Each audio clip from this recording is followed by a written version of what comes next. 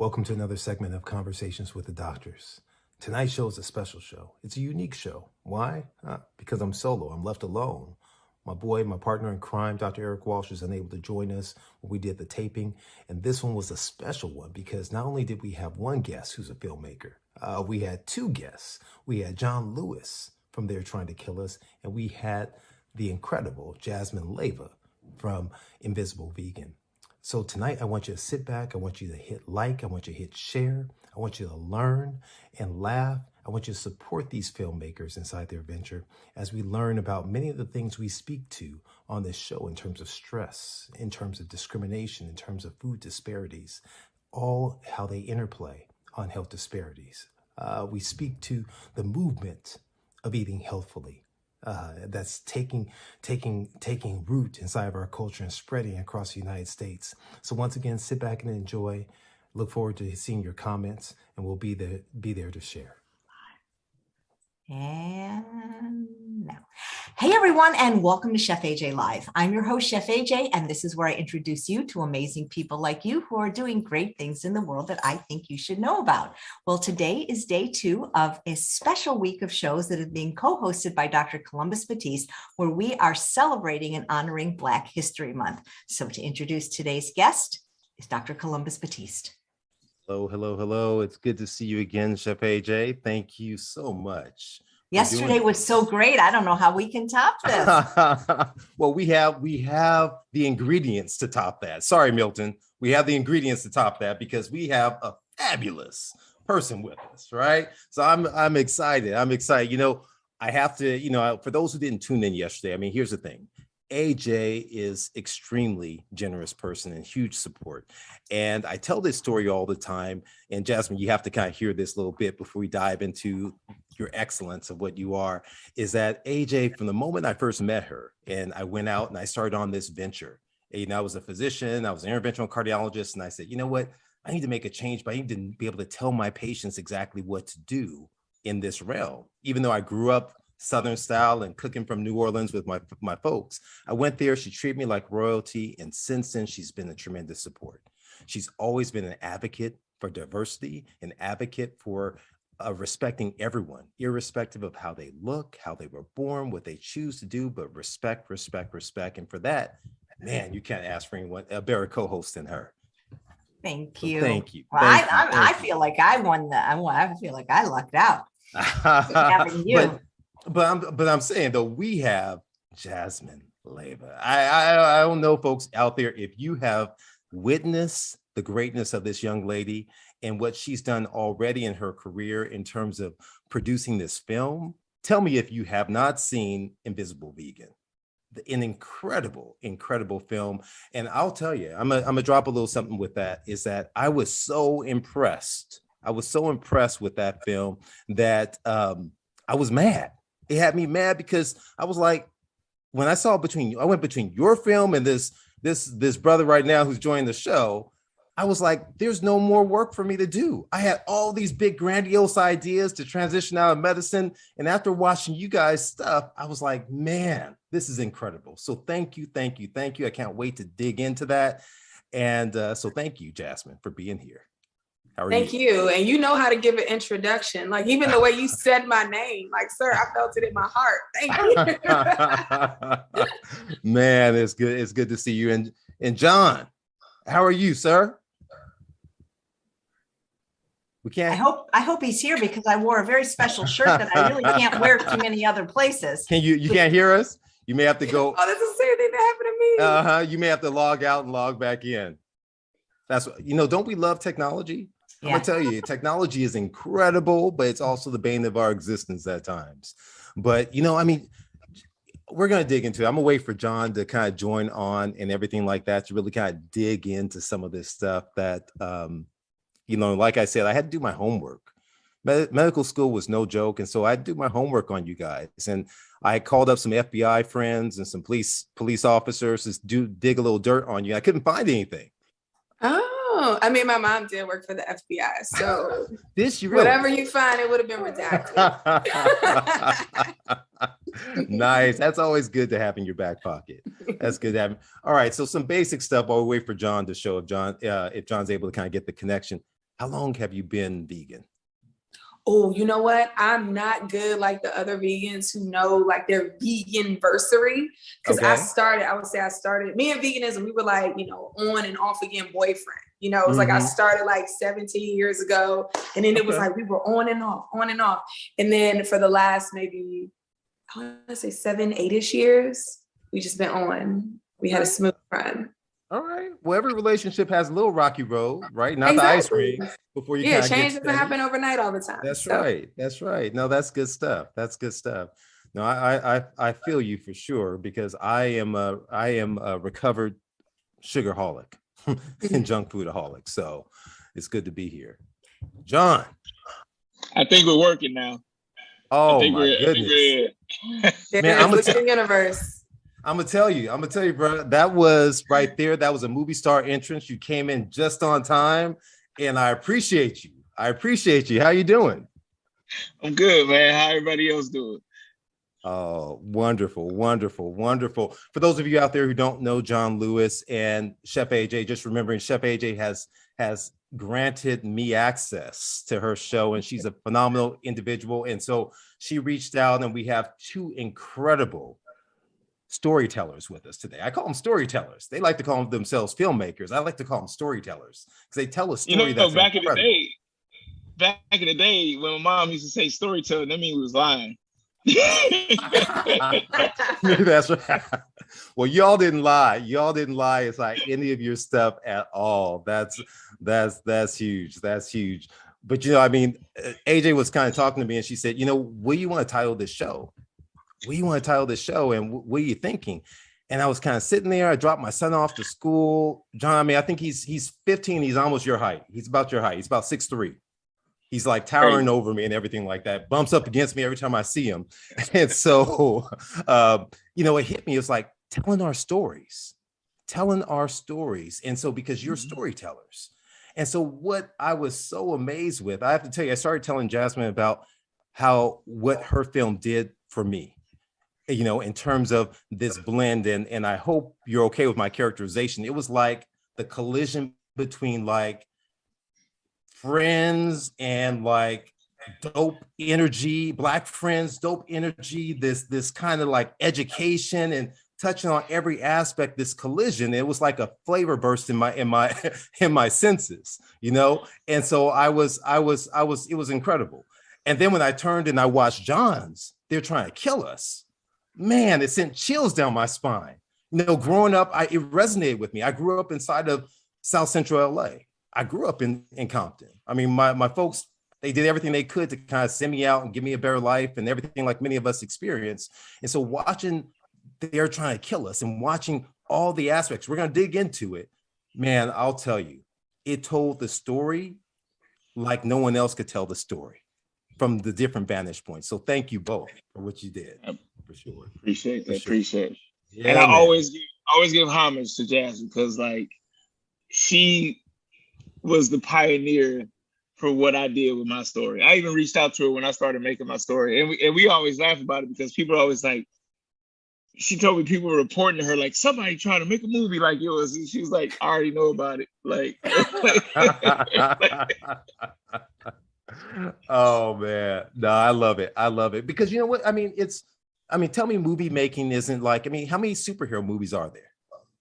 Right? And there's always a good guy, a bad guy, a villain, and the good guy wins in the end unless there's a sequel. So why can't we tell a similar story different ways multiple times? Yeah, that's true. Yeah, and they're very similar in a sense, but then they're very different in a way that almost feels like yin and yang. Like there's this masculine energy and then there's this feminine energy, and he's hitting on like, violence and all these things that I didn't really go through as a Black woman. And then, I'm talking about my vaginal issues. I'm guessing John didn't go through that as a man. So it's like, it's something for everybody when you combine the two. So I don't even look at it as competition. I look at it like, no, I'm honored to be, on the same, doing the same thing as John. It's great. Exactly. Yeah, no, that's for sure. And John, I gave Jasmine a little heads up. I'm pitching an idea to both of y'all, all right, for a movie. I mean, and I just want credit that I pitched it first here on Chef AJ's show. That's going to transform. It's going to, we're going to blow up the world with this one. I'm going to tell you at the end of the show here. But, you know, Jasmine, tell me, what made you decide to tell your story? What made you decide to tell your story your way when you were kind of going down this road? So I moved out to LA, and when I became, and I'm from DC. So DC, you know, is majority Black. Well, then it was majority Black. And then when I came out to LA, became vegan, I was telling my friends back home, like, hey, y'all need to get up on this vegan lifestyle. Like, I'm feeling so much better, my energy, my health. And they weren't hearing it. They kept racializing my choices. Like, you moved to LA, now you on this white people stuff. And I'm like, why do they keep racializing veganism? And I started looking at all the vegan media, and I just kept seeing like white girl after white girl after white girl. I was like, oh, that is why. And so I just decided to, you know, I was already working in TV, and I decided to use my skills to just be the change that I wanted to see and make something that would be palatable and help like people that I care about understand why veganism is legit. Yeah, and that came through. I could feel that. I could feel that because it didn't seem like you were faking it, because you had your friends that you knew from high school in there and kind of going through, and the evolution was organic, and you telling your story from your own vantage point. And that's dope. It's all about the vantage point. John, though, for you though, I mean, one of the things I wanted to understand is we all have different, sometimes when people look at people of African descent, you see a monolith. They think like, oh, all Black people the same, right? No, and we're all different. You know, some all from different. The Caribbean. Yeah, man. And so your story is a little bit different. So how did your experience growing up uniquely shape you and your approach towards your film? Tell me about that. You know, it like Jasmine pretty much touched base on, I feel that like we all have the same storyline, but a different story, if that makes sense. I think we all go through some kind of trauma just being a Black person in America. It's just going to be, it may be a different story. Like mine was, I was born to a mother that was addicted to crack, and I was obese, and you know, I went through the drugs and the gangs and all the different things. So it was a different ball game, but it was still a trauma that a lot of other races don't go through. You know what I'm saying? Even though, let's just say Jasmine didn't go through that, she understands when I talk about it, because it's part of our matrix. You know, if I talk, you know, you tell me you grew up in Compton, I'm like, oh, you know what I'm talking about. You know, exactly. Even if you are from, I don't know, maybe Beverly Hills, but you're Black, there's a story that went down your family pipeline where somebody told a story about something that they went through. You know what I'm saying? Even to get to Beverly Hills, they went through something that another race probably didn't go through. And this is not a racist thing. It's just, that's just facts. Yeah. So for me, I felt like I had to tell a story that was relatable. I didn't want to sugarcoat it. I felt like there was enough sugarcoating going on. Like, hey, you should go vegan because animals love it. And you should go vegan because, you know, it's going to help the economy. It's going to help the world. It's like, no, what if it helped us? You know, we forget about that aspect. You know, if we're the minority per se in this country, but we're dying at the fastest rate than anybody. But what's always portrayed on the news and the media is, you know, the gun violence and this and that, which that's definitely a problem. But what if we take a real look at what we're putting in our system? And that's where it influenced me, because, you know, watching my family history of, you know, things that were going wrong and you know, family members dying, friends dying, and even worse, it's funny, but not funny, but being at funerals and when it's time to eat the food, and then the food comes out and it's the same food that the person just died from. I'm like, wait a minute, like, I hate to admit it, I was at my uncle's funeral and everybody's talking about like, man, you know, if he would have just changed the way he ate, you know, it could have been, you know, if he just ate this way. And it was like, as soon as they said food's ready, it was like the conversation dropped. And I'm just sitting at the table by myself, and I'm like, and I look over there, and now listen, it wasn't even like, it was like somebody in the back slaving in the kitchen. It was straight up Popeyes and like, wow. And like high C juice and all this kind of stuff. I'm like, y'all literally just was talking about Unc over here, and y'all just, and I'm the only vegan at the funeral. And I'm just like, I'm gonna just chill out and just sit right here and watch. Like, that's it. John, question, was the Popeyes like still in the Popeyes box? In the box. What's it? No. The... Actually, it wasn't in the box still. It was still in the bag, and they had to take out the bag and put it in the box. You know, they put it on the table. So the greasy bag, the greasy soak bag. Okay. Yeah, the plastic bag. Yeah. You know. Yeah. Wow. So what's the craziest, Jasmine? What's the craziest interaction you had after you finally decided you're going vegan with family, friends, or anyone like that in the community? The craziest? Yeah.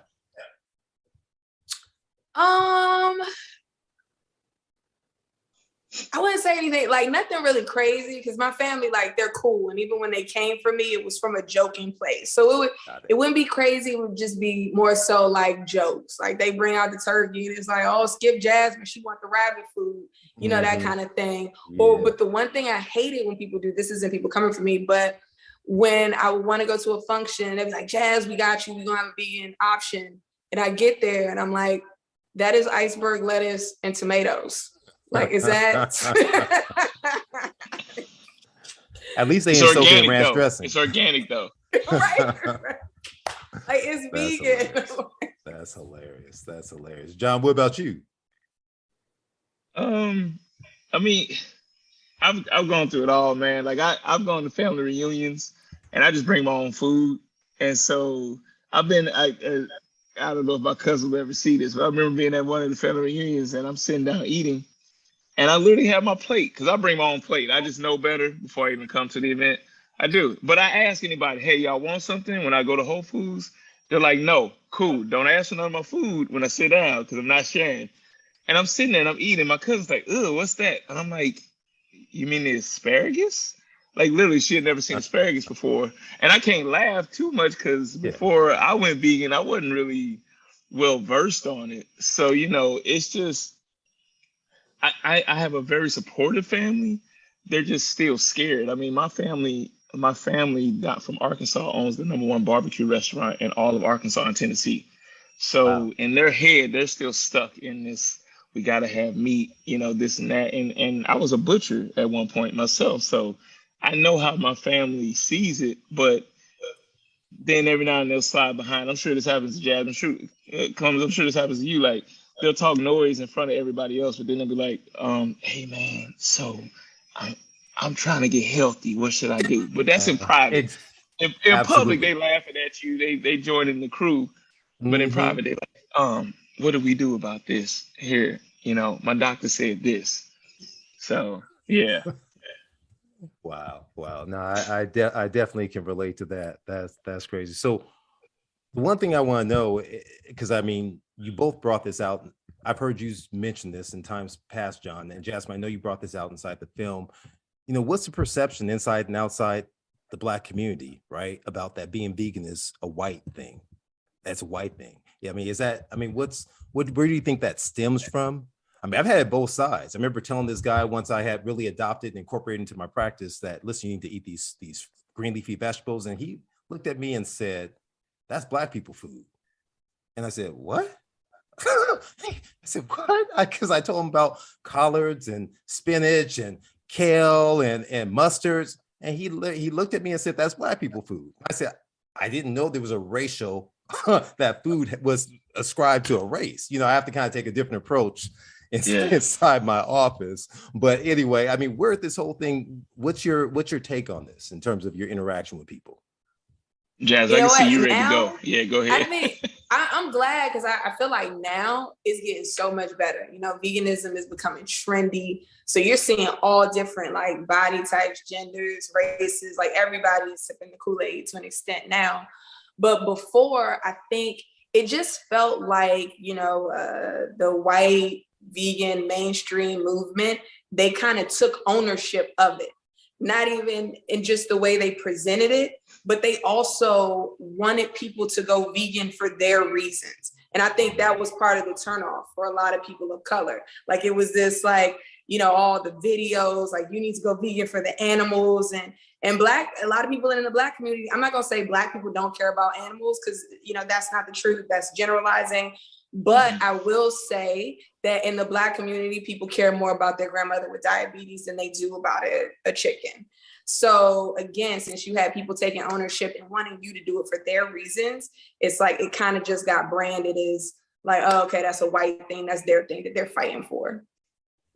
And to go right along with what Jasmine's saying is that, I say it all the time, is that that's why my film is the way it is. Because again, not generalizing, not saying that Black people don't care about animals or don't care about the earth, but humans in general have one trait that no other animal on the planet has, and that's selfishness. And if you don't appeal to that selfishness and appeal to that, need to stay alive, then if you are not actively listening to your crowd, if your crowd tells you, hey, I was thinking about going vegan because I want to be healthy, and you go, you know what, you should go vegan because the animals, you literally just lost that person. You didn't actively listen to them, and that happens so much. Like, I post tons of videos, as y'all probably know. I post tons of videos, tons of things appealing to people and their health, because the animals at the end of the day, excuse my language, Chef AJ, they don't give a fuck why you went vegan as long as you're not killing them. They really don't care. At the end of the day, animals don't care why you went vegan. It's just like Black people don't care why the police stopped killing them. They just care that they don't kill them. It doesn't matter if it's a law. It doesn't matter if their heart changed. It doesn't matter if they got more money out of it. As long as they stop doing it, that's the main cause. So that's why I do it. And then you just got to appeal to those people. So that's like the main reason why I take that approach. Now, don't get me wrong, I do sprinkle some animal rights in here. I sprinkle some human rights in there. I sprinkle all these things in there. But you have to understand that you have to appeal to the actual crowd that you're trying to appeal. If you come with a blanket statement, it'll never work, So that's why I think there's been a big problem with the whole white veganism thing, because veganism has been around forever. It just got a name around a certain time. It was just, you didn't eat animals. You had Rastafari. You had you had Jainism. You have all these different forms of it. You got Buddhism that doesn't do it. So it's so many different You got to break forms. that down for people who may not know what any of those things are. Okay, so Rastafari is, and I'm not going to be like the end all be all pro on this, but Rastafari is more of a religion that believes in Ital, which is living from the land, living from the earth. So they don't believe in killing animals. Now, it's progressed over time, and you will find some people that are Rastafari that still do eat animals. But people that have been scared of Black people that's scared of tofu ain't never been to Jamaica and had some jerk tofu yet, because that is off the chain. Jamaica's been eating tofu for centuries. Yep. You know what I'm saying? And it's some cats out in Jamaica, 60 years old, looking like they built like a 20-year-old. You know what I'm saying? Like, ain't got nothing to do with no man boobs, nothing like that. Jainism is and I'm sorry, I don't mean to take up all the time, but a crazy story how I even found out about Jainism. I'll say that for last. Buddhism is religion. That's probably one of the most popular religions out there. But for the most part, they actually practice fasting, which fasting for some reason is like, oh, it's this new age cult thing. And people think I'm like, dude, fasting's been around since the beginning of time. You think people ate 24 hours a day? Back in the day, they barely could find food, so that's something else. So Jainism, I learned this. I was on an airplane coming back from LA to Miami, and I was tired. I was taking the red eye, and there was this guy sitting. He gets on the plane. I got the window seat. I always get the window seat because I'm just want to fall asleep. And the guy's on with his two twins. He says, "Man, I'm so sorry, man. My daughter she gets very scared on the planes, and she would love to have the window seat. I hate to bother you. Can I please have the window seat for her?" And I never forget, I gave him this look, and I tried not to, but my instinct was like, you, and I'm like, and I looked at the little girl, and I'm like, sure, man. So now I'm on the aisle seat. I'm all the way on the aisle, because of course he got to sit by his daughters. And so, and his wife and the two other daughters were sitting behind us. So he's trying to spark conversation. I'm kind of reluctant at first. And then as time goes on, the conversation starts going. And so he asked me if I wanted some of the snack bag. He had just freshly opened it. Now, mind you, this is 10 years ago, probably 10, 11 years ago. And he goes, would you like some of these snacks? I'm like, I was like, I looked at it, I was like, oh, I got to be careful because I'm vegan. He said, oh, man, you're vegan? He said, I was actually raised vegan. I'm like, really? He's like, yeah. My religion and all this. I never asked his religion growing up. Then he started talking about Jainism. and I never heard of Jainism before that. For anybody, you can Google Jainism. Jainism the religion is actually older than Buddhism. It's been around forever. And so at the end of the conversation, we really started hitting it off. Everything's going cool. And never asked his name. At the end of the conversation, he goes, "What's your name?" I'm like, "Oh, John Lewis." He's like, "Oh, like the civil rights leader." I'm like, "Yeah, but no religion. I mean, no relation." He goes, I said, "What's your name?" He goes, "Vip Jain." He was actually a descendant of the original Jains that started the religion. Now, mind you, if I would have been a jerk and never gave up that seat, because I was at the point where I was not going to give up that seat, I wouldn't have learned. I mean, I probably would have learned about Jainism later on, but I wouldn't have had that kind of connection with the religion. And it really, I'm not religious at all, but when I say I really relate to that, like they even go back as far as like they would sweep the land before they walk. The original Jains, like they would sweep the land because they didn't even want to step on bugs. They really believe in the reincarnation and all that stuff. So veganism, before it got coined as a name, has been around forever. It's been whitewashed. Dope story. I love that. I love that. Yeah, I mean, I'll just add to the conversation just a little bit. You know, when I look at this, and it really struck me when I went and I gave a lecture in Jamaica and some other spots, and they weren't really affluent. And I'm sitting here and I'm coming at them, telling them you should do this, this, and this. And you look at what is the fundamental needs, what's the Maslow's needs, hierarchy of needs for someone. And so when you look at this idea and the concept of privilege and wealth and the ability, and I'm struggling to make ends meet, I'm struggling to just stay alive, I'm struggling to find a job. And my care and concern perhaps for animals may not be that way, because I could tell you stories from growing up that I won't tell because I don't want to offend anyone from living inside the city, right? And so that wasn't the concern where I grew up, and not necessarily my family, but neighbors and everything else like that. So I think I think what you both have said in terms of kind of knowing your audience and speaking when we're speaking. And once again, African-American culture is not a monolith. It's not just one segment. You have different financial strata, you have different education, but you have one commonality, which is the color of your skin, right? And so that doesn't afford you to escape certain things at times. Yeah, you gotta know your crowd. And I failed to mention this, and I meant to mention it the first time, is that, you know, a lot of times when you talk to African American people, the reason why they don't relate to the animal welfare side is because we feel like we've been treated as animals in this country. So it's like, why am I going to put this animal before me? Because this government treats me worse than some of those animals. And that's hard to say for a lot of people to understand. But if you look at the systematic approach of it, yeah, it's hard for them to see that because they feel like they are part of that group. That's real talk, because I mean, I get that all the time. It's just like the perception is that when you say that you're vegan, it's like, well, you care more about animals than you care about humans. And that's not, exactly. And they're not, and care for animals isn't mutually exclusive for care for humans, but it's really the way in which you show that love, which is a key component. How you show that love, are you only showing the love, demonstrating it to animals versus humans?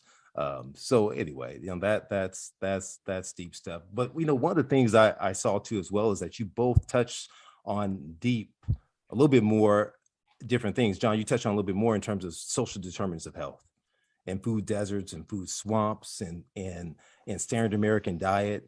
And I think that plays a role in, because Jasmine, you touched on the end part of that, when you kind of demonstrated to your group of friends that, you know what, it tastes good. And they were tasting the moose and they're like, oh, okay, this actually tastes good. Okay, I can get down with this, and I can actually work out and have stuff. And the chef was showing them, and you showed the other end in terms of how taste buds are shattered and all that stuff with social determinants of health. So talk a little bit more about that and your experience and some of the things you've done even outside the movie in trying to kind of break that cycle, you know, with some of the devastation of passing through the gateway. It seems like there's a gateway of arches that go into every single hood, every single inner city that we all are very familiar with, the Golden Arches. Yeah. I'll let you go, Jazz. You're good at starting it off. Hold on. So I'm sorry, like, can you minimize the question a little bit? Yeah, just tell me about your experience, like in terms of getting folks to really transition or being willing to try foods that are healthful for them. You know, I mean, I Okay. think that's really the thing, because we're all kind of in this cycle where we eat these foods and they get the bliss point. We love the sugar, the salt, the fat, and we keep going after them. And how you get them to transform your friends, So, your family. so I think one thing I do is, I practice humility. Like I look at it like, Jasmine, you're the CEO of Jasmine. I know what I've read that led me to my choices. Whoever I'm talking to, I look at it like I'm talking to another CEO. They've read their own information. They've made their own choices. So if I come at them like I'm the CEO of their person, automatically that's creating a disconnect. So I come at people, like even when people come to my home, like I hear some vegans say like they won't have any meat in their home.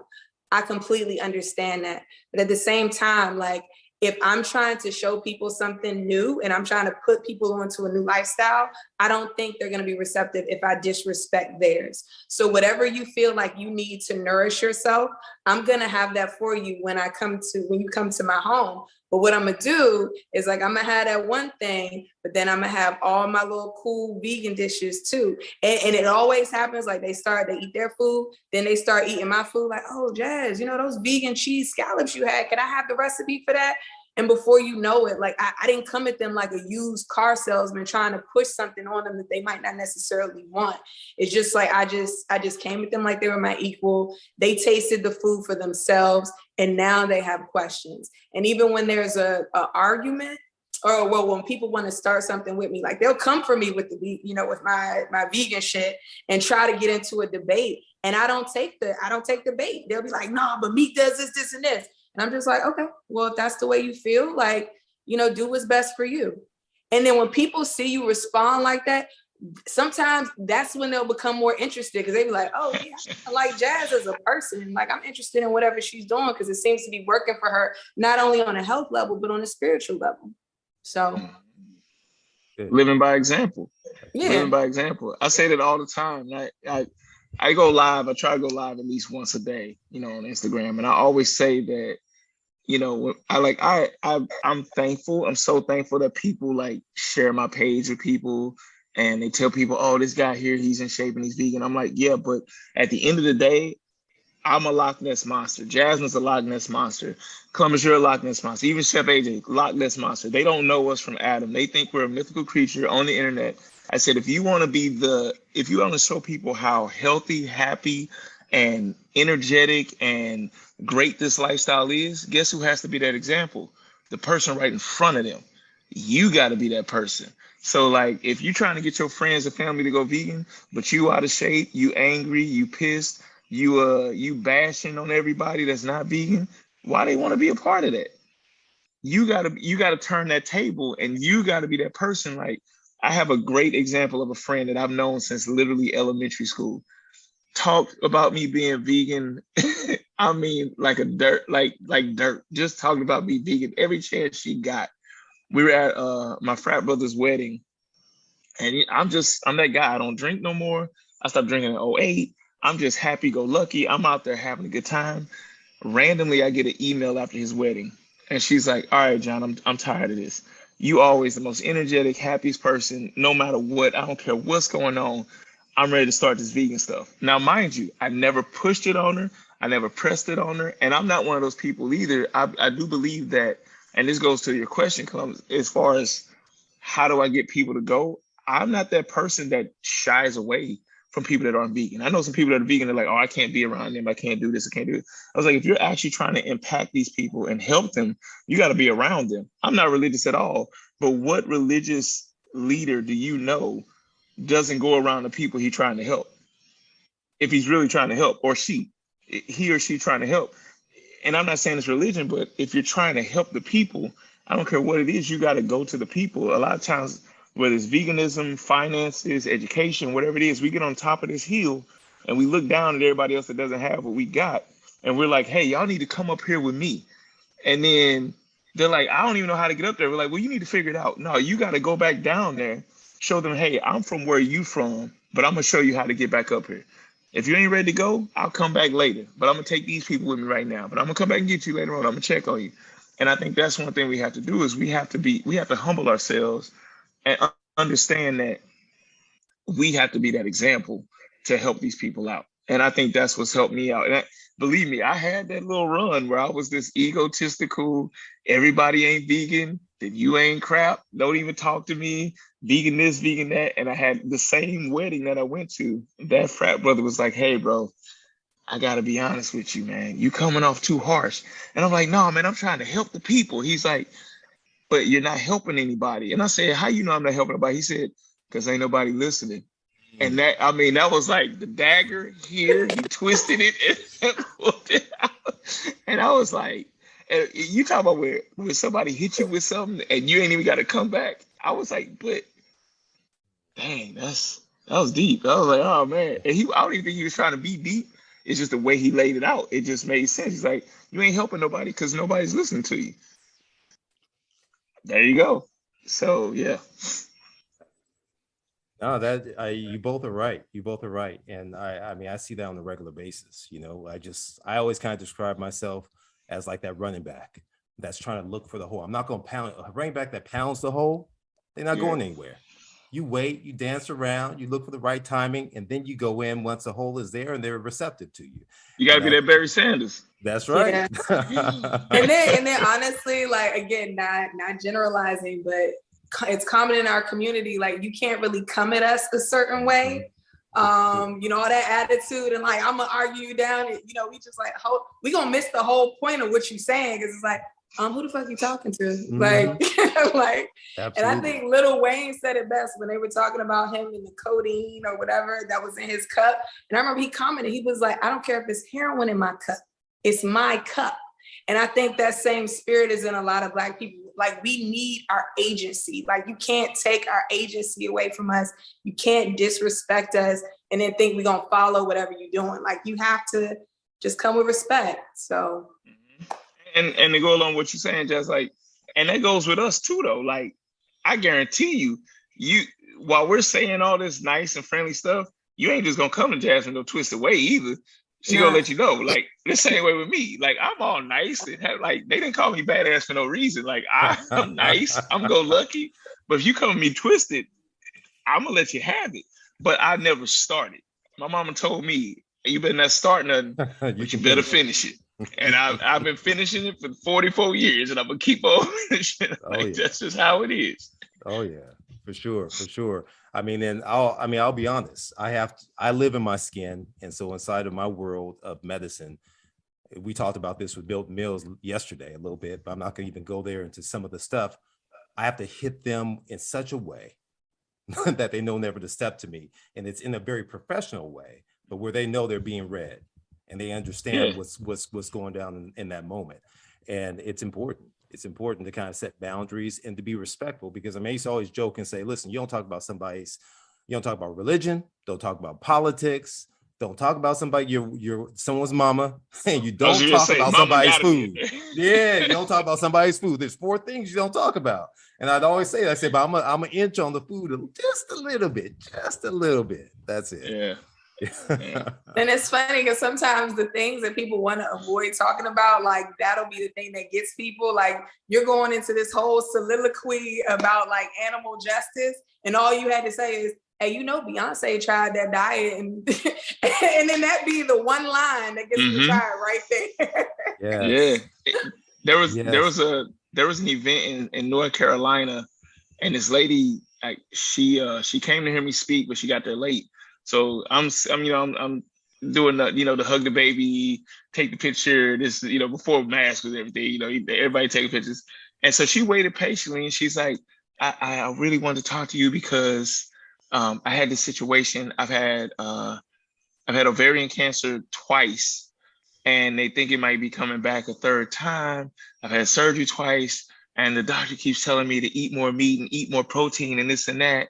And I'm like, and so I'm actively listening though. Like, I'm listening to everything. She's like, I got 2 kids and they mean the world to me. And it would be the end of me if I knew I left them behind and this and that. And so we built like a rapport. We were there for like 20 minutes talking, building this rapport. And I'm listening. Like, she kept mentioning the kids and they mean the world to her. And I said, so what's holding you back from switching it? And she's like, it's just, I was raised this way. I'm like, but how is this way working for you? And she's like, it's not working the best, but I just have this fear. I said, okay, you got a fear. And this is when, just like what Jasmine said, it's knowing your audience. I go, okay, so have you figured out who's your best friend? Like, who's your best friend in this world? And she was like, who's my best friend? I was like, yeah. I was like, because if you don't want to change and you've seen that nothing else is working, I mean, you got to know who you want to leave your kids with. And her face the way she looked at me, and like the tears started forming in her eyes. It started forming in mine too. And she goes, that was it. She was like, nobody talked to me like that. I said, because nobody actively listened to you. They were just telling you, this is the textbook, do it this way. And then if it was a vegan, they were like, this is it, this is this way. You got to find your why. That's your why. If your kids mean that much to you, if your health means that much to you, if your grandma's health means that much to you, if you want to be around for your kids, whatever it is, your why has to be stronger than your excuse. And I found her why. And as soon as I did that, she was like, yeah, that was it. She was like, I guess I didn't need to hear your speech. I was like, well, that was it. But you got it. And believe me, it was a touchy subject to use it, but I knew that's what she needed to hear. Now that I'm going to tell you, man, there are trained professionals who have not been able to develop that skill of not only active listening, but also being able to have a degree of empathy to understand and when to intervene and when to interject. So bravo to you, man. That's incredible. Because I'll tell you, that's a failure of our system. That's a failure of the medical system, right?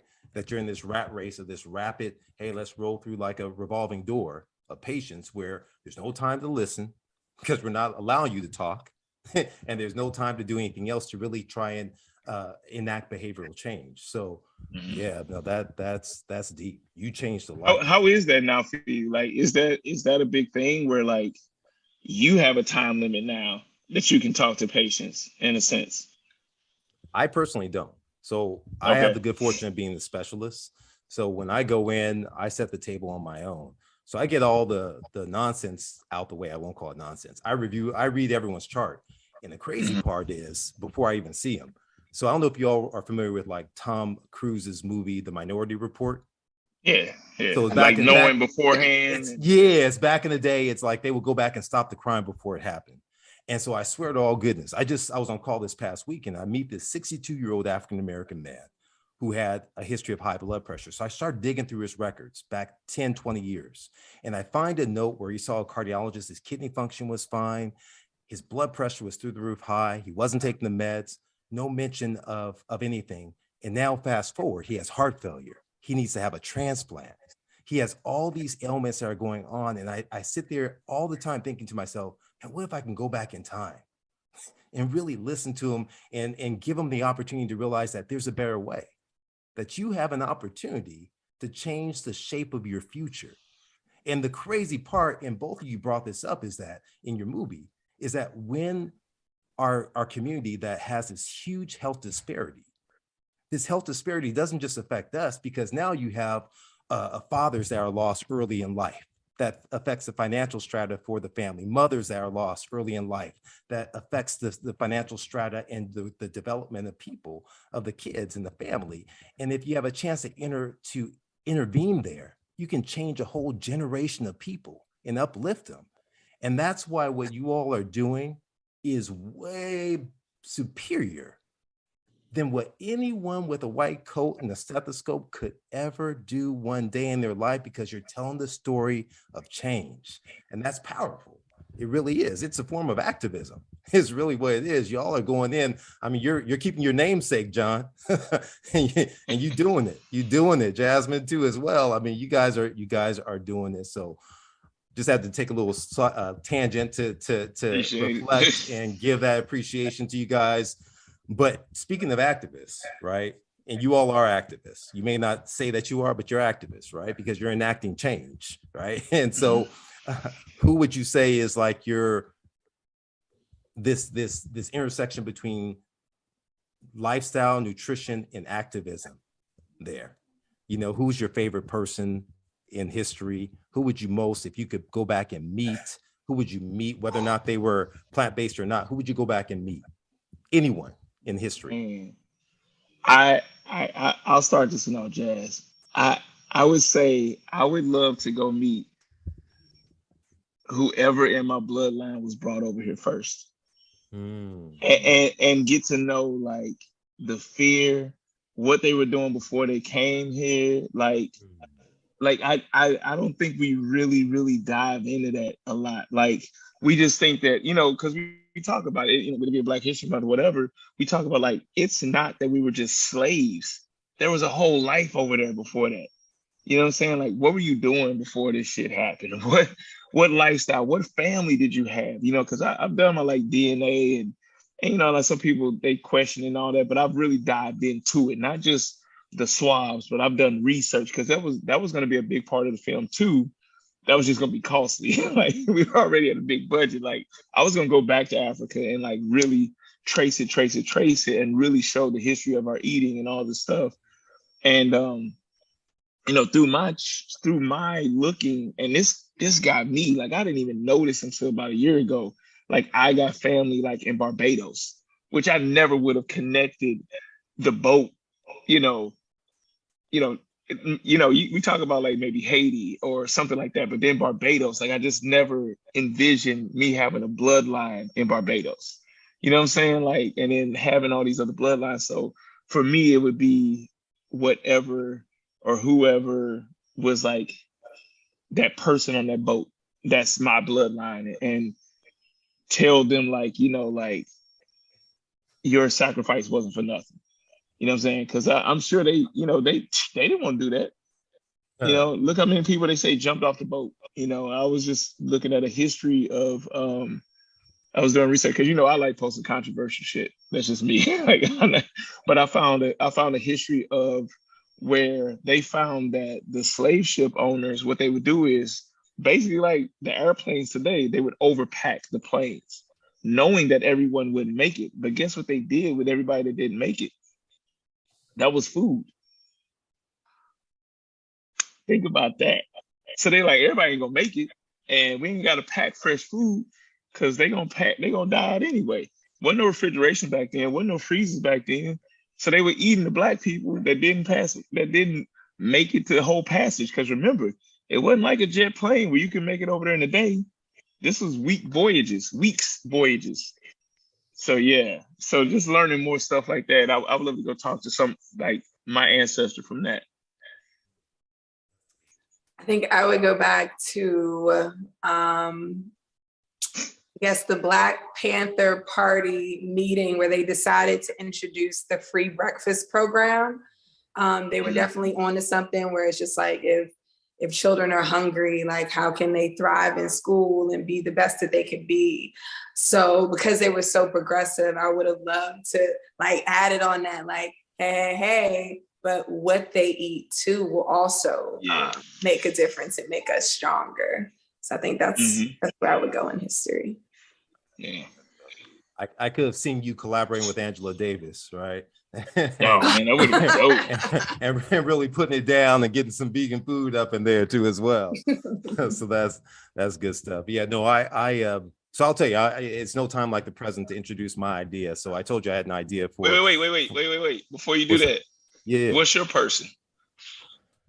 Gosh, man. You can't ask the question and then not answer the question. I mean, it's really hard because I'm a history lover. Like I love. No, history. me too. But and I feed on it, and it's just like, geez, I don't know. I think, to be honest with you, think about this. One person, not your favorite person. Just one person, not your favorite person. I already got it, but it's not going to be anything that's an aha moment for you. I would want to have been there when my dad was coming up, when my dad was going through the struggle, when my dad was younger. My dad was 40, and back in the day, 40-year-old having a baby is a little bit older. I was the pleasant surprise. I wasn't the mistake. I was the pleasant surprise. All right. My brother is 16 years older than I am. So got you. I always feel, I think part of the reason why I'm in this fight, right? I'm in this fight is because part of me feels still deep down, I'm still that little boy who feels like I lost out on my dad, right? I lost out on the time when he could advise me with the stuff that he had gone through. and he did a lot of great things and sacrifice. Yeah. So I probably would have started there, and then I would have branched out to like all the other curiosities is what I would have done that after that point. Gotcha. That's probably what I would have done. So no, it's a good answer though. That is. Yeah. But all right. So my idea is this is a biopic. This is a bio picture that's gonna mix veganism with history. Okay. So guess who it is who I want you all to do a pick on.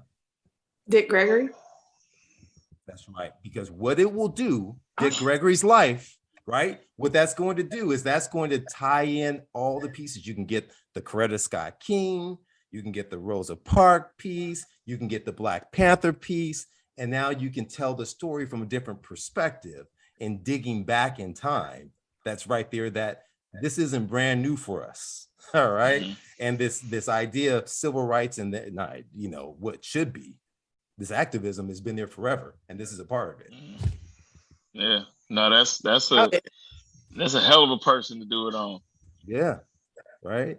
I mean, and it's just like the reason why it hit me is I remember when I was trying to figure out what I wanted to be.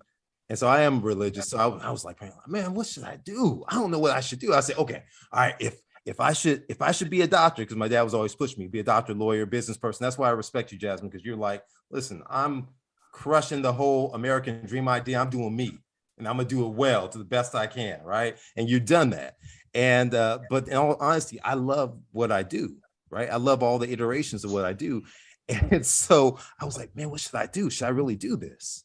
And I said, okay, if I'm going to do this, I need to watch a show that's about a doctor. But it can't be no Doogie Howser or any of these other shows that literally is about a doctor. So I'm watching TV one day, and all of a sudden this movie, I started watching a stupid movie. Just turned the channel. I didn't have it wasn't remote control, Jasmine, back in the day, like when you grew up. This is one I had to use the pliers. I had the plier, right? Oh, I know about the pliers though. So you were the remote control, is what you're saying. All right, saying. that's right. You were the remote control. I got a little mileage on me, sir. All right. So I started watching this show, and next thing I knew, it was about a doctor taking care of somebody, and it hit me, and I was like, "Oh hell, I'm supposed to do this." And then at that moment, it didn't matter what adversity I went through. I was like, this is what I'm doing. I wrote in my yearbook, I'm gonna be chief of cardiology. I'm gonna do X, Y, and Z. And I was blessed. So, but the whole point of it is the fact that, we have to just kind of getting back to the whole iteration of things. It's just, I think that role in Dick Gregory and all those guys, it's powerful. It's powerful if we can do that. It is. And I like how you tied in everybody too, because he was that plug, as the kids use today. He was the plug. So like everybody knew who Dick Gregory was, from Muhammad Ali to whoever. They knew who Dick Gregory was, and I don't think they were all ready for his outgoing personality about what he believed in, because everybody was. And it's funny, I think that goes for all of us too when it comes to veganism. Everybody will agree with us on everything from social justice to the economy to the government. As soon as we mention veganism, oh, but that's bullshit. Like, wait, time out. You don't think all the other stuff we talked about is tied into that? And I think Dick Gregory was kind of on that page. Well, he was on that page already. Like, if you're going to look at the whole circle, don't just look at half of it. Like, walk all the way around to the other side of the circle and see what's really going on. Yeah. And I think that's connecting people to people that they idolize is important. Because even me, like my friends, they know that I'm not a doctor. They know I'm not a scientist. They know I'm not a nutritionist. So when I say things to some people, it only holds but so much weight because they're not looking at me as someone they revere in that way. But then when you do have you do stories on the people like Dick Gregory and Angela Davis and Coretta Scott, that's when people start paying attention because they already they look up to these people.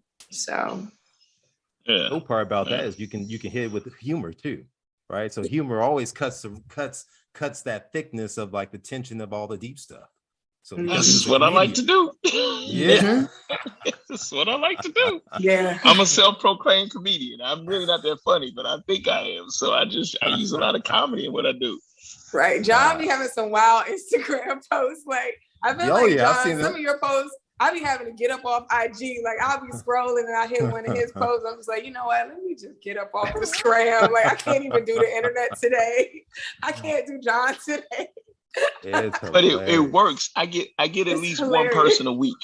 I get at least one person a week that be like, I never thought of it that way. Like I'm gonna crack a joke, but it's gonna be a lesson in there. And they like, man, I ain't never thought about it like that. Like, you know what I'm saying? Like, or when I post, like yesterday I posted this lady showing a chicken recipe. I said, man, like, ain't that crazy that you would put an unfertilized egg inside the breast or the tissue of that same animal that birthed it, and then not only that, you want to dip it in some more of that unfertilized embryo. And then I said in the caption, I said, "What if we just call food what it really is?" Because people are always mad. Why you call them vegetables a hamburger? You think that's not what it's called? It ain't a hamburger. They called it hamburger. That ain't what it is. Like, so I like to do that. And they're like, man, if you keep posting stuff like this, I'm definitely going vegan. And I'll see that all in the comments. You'll get some vegans like, man, like, oh, I wish this came with a warning. I'm like, do you get mad at your TV when a food commercial come on? Like, you say, they like, don't get mad at me. It's the same thing. I'm appealing to. I realize that most of my following is not vegan. You know, it's shockingly, but when they did a study for me, like most of my following, over half my following is not vegan. So for all the vegans that get mad, that's cool. Y'all can leave. I no offense, but I can't make nobody more vegan than what they already are. My page is not for vegans. It's to help other people to become vegan. There's no tiers to veganism, even though some people think it is. Like people think you're tier 7 vegan and, you know, you're ultimate, you got a platinum card or whatever it is. It doesn't work like that. I'm trying to help other people go vegan. So you got to have some comedy in there. You know what I'm saying? It ain't got to be all seriousness and hateful. Yeah, I mean, you know what? That is true. Because I remember one time, I mean, the whole thing is that too many people, whether or not it's in religion or anything else, they're preaching to the choir. All the people going to applaud. It's the same people all the time who go back and hear the same stuff. And you're like, well, what about everybody else? Yeah. And so if I'm going to go to everybody else, that means I have to have a little bit of kind of a little edge, a little bit of a different approach where I can kind of, like you said, Jasmine, it's like, you know what? You come to my home. All right, I'm not coming at you like that. It's like I'm gonna have stuff for you to kind of be able to try out and begin that conversation through taste. Yeah, and I don't make the food. Like if they want something, like I'm not like cooking all the chicken and stuff. Like I bring it for, you know, I order it. But yeah. You better than me. I'll be honest. You better than me. Like you better than me because they don't come to my house. You better not bring this. Now I would, but I'm the other way though. If I come to your house, I ain't like, yo, you better put that chicken up. I'm in your house. You do what you want. You come to my house though. I never forget my brother-in-law wanted to cook a turkey at my house one day because I was like, who house? who house you plan on cooking that in? Because they going in my oven. Oh, well I'll just cook it and I'll bring it. I was like, bring it where? Like, not bring it in here. Like, hey, when I come to your house, I don't tell you what to do. Because he was adamant about it. Like, come on, man, it's this. And I was like, first of all, I don't even celebrate Thanksgiving. You lucky you even coming over here for this. Like, you know what I'm saying? Like, let's not even get into that history. Second of all, no. Like, just flat out no, it ain't happening.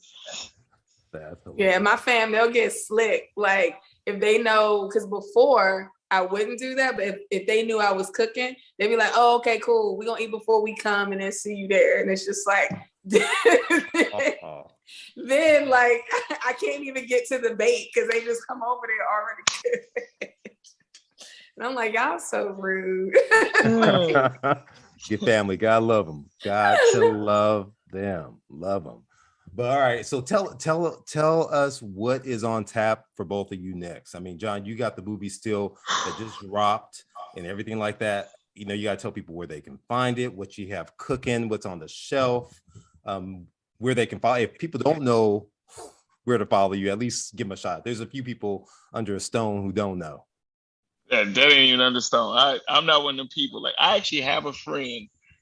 I'm not gonna say no names. That like, if people don't follow him, he's like, well, man, forget them then. I'm like, dude, like, everybody doesn't know who you are, bro. Like, it just doesn't work like that. Like, yeah, it's crazy. For me, you can find me at Badass Vegan on Instagram. Well, my Twitter's been suspended since last February. Hopefully, it'll be back this month.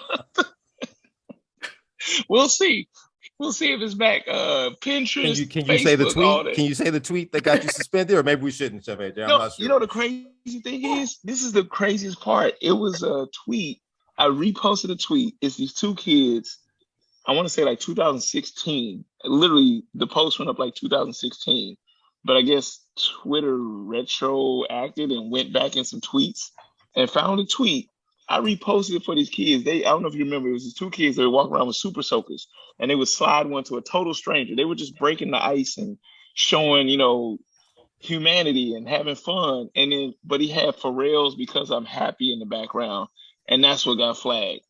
And I guess my account had got flagged a couple times for music already. So that was like the last draw. Got it. So they took me down for music. Like, Wow. like y'all know me. At the end of the day, y'all know me. I don't post nothing hateful, nothing derogatory, nothing. In fact, I'm all about motivating. I might call you out while I motivate you, but I'm motivate you. And so my account's been gone since then. The movie, They're Trying to Kill Us.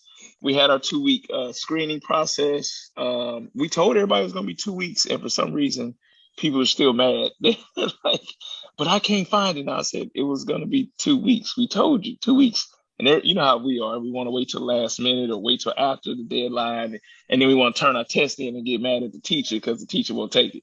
So right now we're actually working on distribution. There has been some interested parties. Don't know if it's going anywhere yet, but still working on some stuff. Finally got my book dropping. Got a email that it'll either be dropping fall of this year or winter of 2023. So one of the two. And I'm very blessed to be signed with Penguin Random House. So big name. And I told them when we signed the deal, when they were talking about all this, the Today Show and this and that, I said, oh, that's cool. I said, but I want to do an HBCU tour. I was like, I want to go directly to the people that this book is for. I said, the book is for everybody, but it's for Black people. And so they agreed to that. So doing that, I'm actually speaking at South by Southwest this year, which is crazy. And I'm speaking with Steve D'Angelo. If anybody's ever heard of Steve D'Angelo, he is like the godfather of cannabis, but he's vegan as well. So we'll actually be exchanging on the stage. So I'll be talking about the power of plant-based and how it'll heal the community. And he'll be talking about the power of cannabis and how it'll help heal the community. And so very blessed to be doing that. And I'll probably do a screener while I'm there at South by Southwest. So I think that's about it, man. Just loving life. That's it, huh? That's it. Yeah. That's good stuff. Love it. Endorsements, a book. That's it. The clothing company. No big deal. The clothing company Peace on Mars. That's about it. That's it. That's good stuff. Jasmine? So I'm currently working on another documentary. Like my first one, I tackled like the type of food. So my next one, I'm tackling like people's relationships with food and the psychology behind that relationship. So that's going good. And I'm also working on like a kid's book because I do want to, do something for the younger Gen 2. So it's going to be a kid's book. It's called Queen Vegana and Princess Apple. And I'm trying to think of a male counterpart. And it's not necessarily just for vegans. It's something just to get kids eating vegetables. And that's what I have next. If you want to find me, I'm on Instagram, Facebook, Twitter, like TikTok, Clubhouse. The only thing though, is I have a really funny relationship with social media. So like, I'm not like, I'm there, but I'm not really like there. But that's where you might post once a month is what she said. Yeah. And I'll go through spurts. If I'm doing something real cool, I'll post a little, but for the most part, I'm like, eh. And I just want to say, John, congratulations on everything you are doing. I feel like I'm just on this Zoom with these two, like the epitome of Black men. Like this is like, I'm just saying, like I'm talking to this cardiologist and this like entrepreneurial filmmaker. And I'm just like, oh my God. Like, yeah, but you doing your thing though. You doing your thing. Like you have always done your thing. So I guess you could say we're like a little new Marvel superhero group that's forming. That's all it is. That's it. Oh my Captain Marvel. There you go. That's all it is. All right, so I want you both to, I'm gonna put you on the spot. I want you to leave the audience with two things that you want them to know. All right, John, you got elected first. Either about Black history, either about food, or something that they can to enact change, to be about change. Something. Drop some wisdom. Leave them with some wisdom. All right, I'm gonna drop wisdom. So when it comes to health, I always tell people this. I said, people don't, and this isn't even a vegan thing. This is just a health thing. People wonder why I walk so much. And it's funny, I used to laugh at my mom all the time. My mom used to walk 2-3 miles a day. I'm like, Mom, why are you walking? That ain't doing nothing for you. And I don't think my mom knew the science behind it, but she just knew that she had to walk. So I went to South Africa, and it rang out in my head because while I was there, people were walking everywhere. They were walking 5-6 miles one way. And people were like, how do you know they walk 5-6 miles one way? I was like, because there was nothing for 5 to 6 miles, like, period. Like, there's nothing there. So when I started doing the research, people need to understand the importance of walking. I don't care how old you are, how young you are. The study, we always hear 10,000 steps. People don't realize this. When you talk about 10,000 steps, studies have shown that if you take 2,000 steps or less, your mortality rate is all the way up to 75%. 75% if you take 2,000 steps or less. I know people that barely take 200 steps. So I'm sure this is ringing a bell to them. Science has also proven that if you increase those steps from 2,000 to 5,000, your mortality rate drops down to 50%. Still high, but you've lowered it. If you take that up to 7,500 steps, you have lowered your mortality rate all the way down to 25%. But if you take that 10,000 steps a day, now mind you, it doesn't matter if you run, walk, crawl, whatever it is. You could go fast, you can go slow. 10,000 steps, you take your mortality rate all the way down to 6%. 6%. We're not saying you got to be no supermodel, no health king, health queen. We're talking about getting your body in motion, because people don't realize all the activity that has to happen in your body, from your brain to your big toe, pinky toe, whatever, for you to take one step. So start incorporating steps. If you want to start running marathons after that, cool, but start getting those steps in. That is very important. Get those 10,000 steps in. It's funny, without even me trying now, I'm probably averaging around 25,000 steps a day, just with all I'm doing a day, and what was another thing to leave them with? You said health. I don't know what else to leave them with. All right, Jasmine, you leave them with something, then I'll come back. How about that? Okay. All right. Let's see, teamwork. So, teamwork, Marvel. We're going to call it Marvel because it's Black. So I would say my aunt, she, months ago, she got diagnosed on the road to being pre-diabetic. And so they wanted to, of course, put her on pills. Then she thought about, me, my film, my lifestyle. And this is years after, And so she tried plant-based eating. She went back to her doctor, and they're like, yo, your blood levels are cleaning up. You're no longer on that route. So I would say when you make choices, something you might think like, oh, I'm just eating my Doritos, or, oh, I'm just eating my hamburger, or whatever. You can be influencing someone that you love to continue a lifestyle that's killing them. Like if you're a parent and you're giving that stuff to your kid, like, it's like, sure, it might seem innocent. You might be setting your kid up to die from heart disease, diabetes, cancer at age 45, when you can give them a piece of celery and apples and make sure they live to be 100. So just know that these little choices that you think, or not even little choices, but these choices that you think are small, can be life or death for the people around you. Yeah. I don't know how I'm gonna come back after that one. You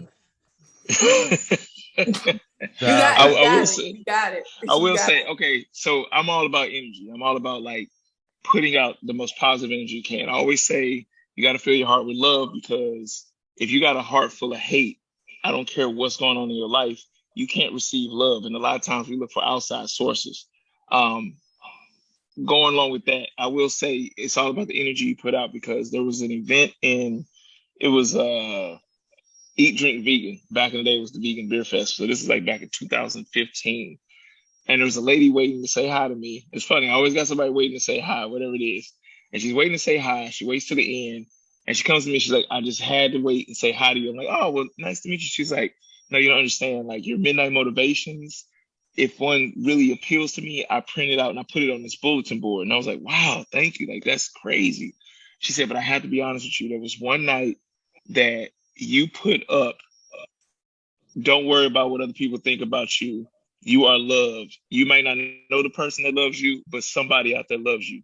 And she said, that was the night I was actually going to kill myself. And I started tearing up. And she, yeah, exactly. And I was like, it's getting me now. And I was like, wow. And she was like, you never know who you're reaching. She's like, but keep going. And so that's why I always say, you never know what somebody's going through. And you might be having a shitty day, and you want to put that energy off on somebody else. Somebody might be having a worse day than you. And that one sequence where you could have been a jerk or been a kind-hearted person might be that one little moment that changes the whole perspective of their life. So remember the energy you put out. And that's what I mean to say about that. Yeah, they got me. Woo. Yeah, that was a day right there. And I'm like, I'm badass speaking. You gotta be crying out here in front of all these people.